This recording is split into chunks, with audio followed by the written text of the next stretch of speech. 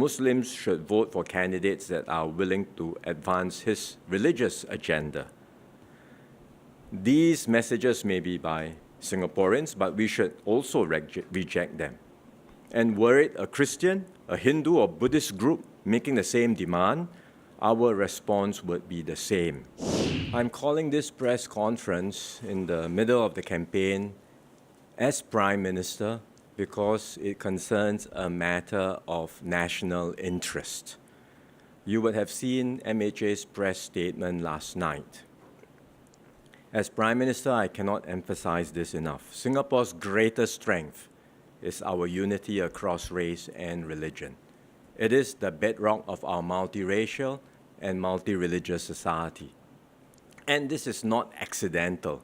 It is the result of painstaking hard work and patient effort by generations of Singaporeans.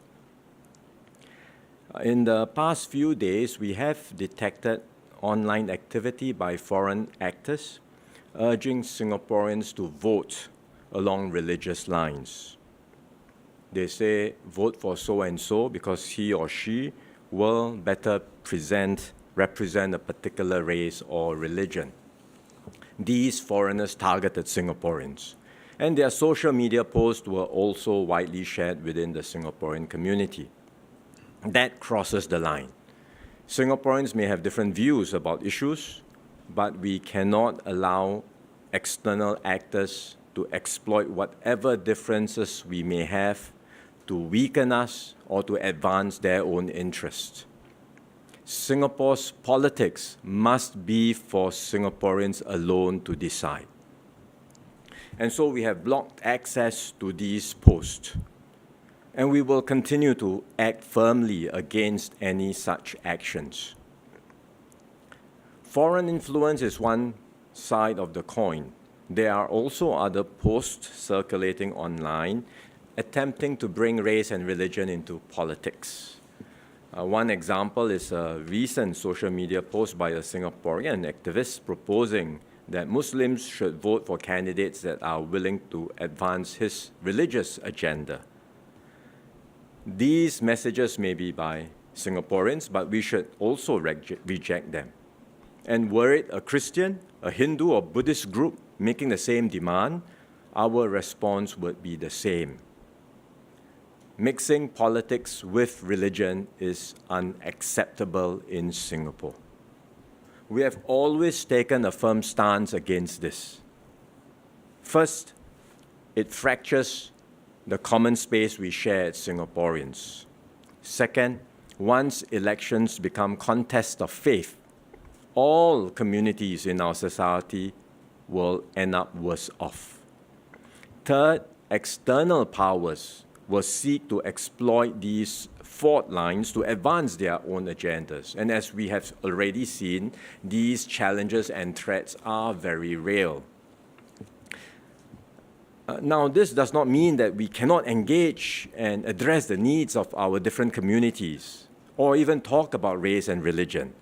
I myself make a point to engage these different communities. I know it's harder for our minority groups, as it is in any multiracial society, and I'm grateful for their efforts in upholding our social compact in Singapore. The engagements I do help the government to better understand the concerns and needs of our diverse communities so that we can address concerns and issues in a way that expands our common ground and strengthens our society. But such engagements are very different from identity politics, which we should firmly reject. What is identity politics? Identity politics means candidates and MPs appealing for support on the basis of race or religion and championing the interests of that particular group over other groups and over everything else. That's dangerous because when one group jostles aggressively to assert its identity, others will organize and start to jostle back. And you can see how this plays out in countries everywhere. You end up fueling our worst tendencies, hostilities, and vengefulness across society. No one wins when this happens. The minority groups will fail to get what they want because the majority group will push back strongly and the minorities will find their space constricted. At the same time, the majority group will also live in the most unhappy society where every issue comes down to race and religion. So no one is happy, no one wins. And in the end, we will be more divided than before. And Singaporeans, all of us, will pay the price. So I call on all political parties to make their positions clear on this matter. This is not a partisan or party matter. This is a matter of national importance. In particular, I invite the leaders of all political parties to make their stand clear, not just on foreign interference, but on two fundamental principles.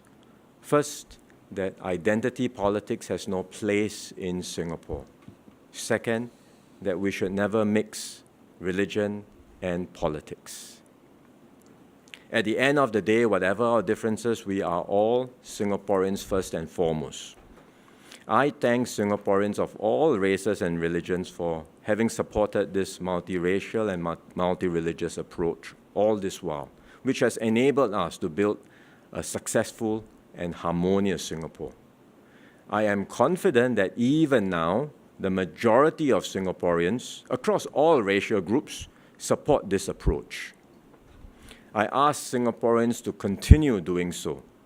Then we can protect this oasis of peace and sustain our exceptional harmony for many more years to come.